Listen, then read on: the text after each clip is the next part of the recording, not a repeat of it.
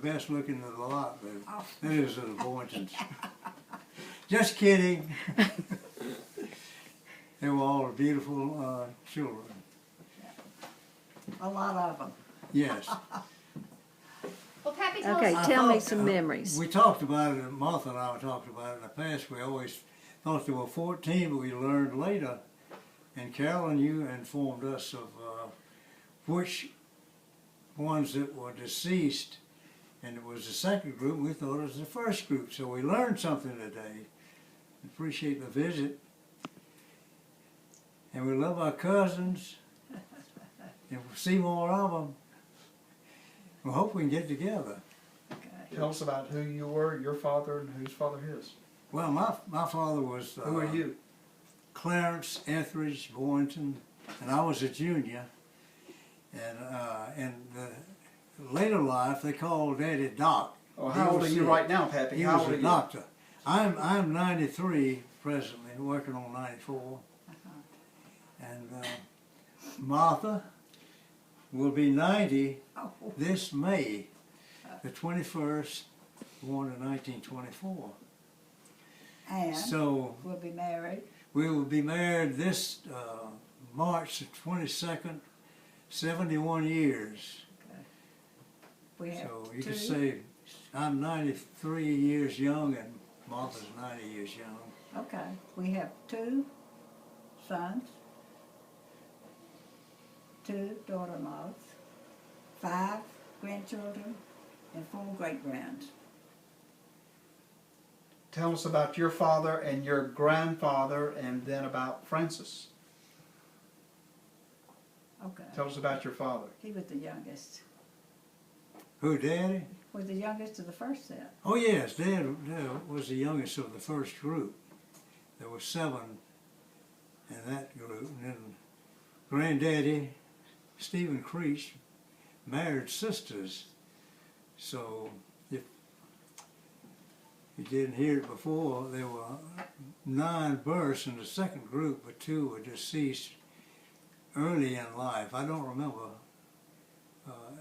at the death of those, whether they were stillborn or not. Do you remember the youngest child? Do I remember? Who was the youngest child of the second family? Oh, the second was your mother, That's right. Frances. She was a very pretty girl. And she's a pretty woman. Pretty lady. And I met Jack, didn't know him too well because someone didn't visit that often, but I knew him. How about early memories of going down to the old homestead? Oh yes, you asked about some of the trips down. One of the big things that they had in the fall of the year, they would always have the cane grindings, and that's where the mules, the horses would pull this grinding machine around and grind the cane juice from it, and they would bottle the cane juice. Is very sweet, and that was one of the occasions that we all, as the young folks particularly, look forward to going down to witness that. Other times that we went to see Granddaddy and Aunt Mattie, we called her grandmother, and the usual things like they always had something to eat. If it was on the table in the dining area, it was always had a covering they'd put over there, you know. And sometimes you'd go and some of the guys, I don't know who, couldn't tell you who they were, but they'd sneak some of the food they had. Especially the sweets. Yeah, anything that was I sweet. wonder who that was. There were so many. I can remember the back porch, and it had a shelf with a bucket Yes. Yeah. and a dipper, and the well was right on the other side of the back porch. Mm-hmm. I couldn't imagine 16 people drinking out of that dipper. I just couldn't bring myself to do that. And I didn't know the people anyhow. He was a city girl. But, She wasn't countrified. and then we had to get our children, even though they were young, used to the outhouse. Mike, our oldest, didn't like it a bit. And he didn't like the chickens that were all around his feet. In fact, he said, let the chickens eat Granddaddy. He couldn't get used to that handlebar mustache. I think It they actually were, scared him. they were intimidated by it, I guess. Tell us about Granddaddy, little Granddaddy with riding the horse and about his Yeah. jug. Yeah. Oh, yeah. Granddaddy was riding horseback until he was 75. The reason he stopped was the horse stepped in a gopher hole, we think. Anyway, it threw Granddaddy off.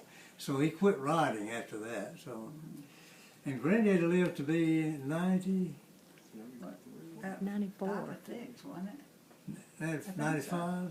I think so. 95. So I got something to look forward to. Well, one thing you remember about him was he had a jug. Oh yeah, one of the things that they tell us. I never saw this, but Granddaddy would have this gallon jug of squeezings, you know, and it showed how they put it on the shoulder like that and sort of get a swig, you know, and sort of tipple. And said it never got loud or boisterous, you know, bad. And he'd just sit there by the fire and have his little drink. And Daddy said that he bought Granddaddy, his daddy, either half a case or bottle and bond. That was tax whiskey. And brought it, gave it to his daddy on, I think, Christmas. And it embarrassed him, so he quit drinking. So couldn't drink, couldn't ride horses. What did he do? Chase women. Right.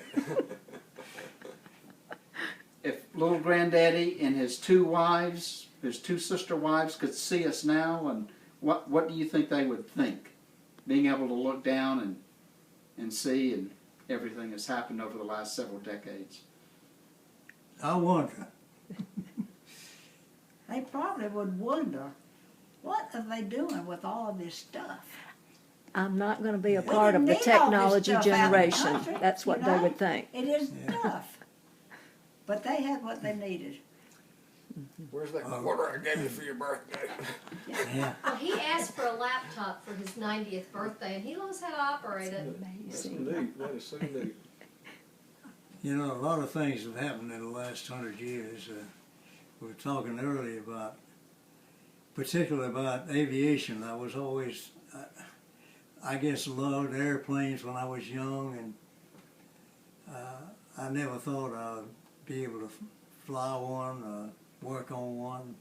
And there's so much has passed and so much advancement done in the field of aviation in the last 100 years. 1903, Wright brothers, however, for history's sake, the French and the English were working on aircraft too, so we just happened to be lucky and lucked out to get recognized, I guess, through Lindbergh and his flights and so forth. But look at the field of medicine now, what you can do now. It's almost like building a human, except we were talking about the other day. Well, there's one thing I know they can't do. They can build all the parts, but they can't build a soul.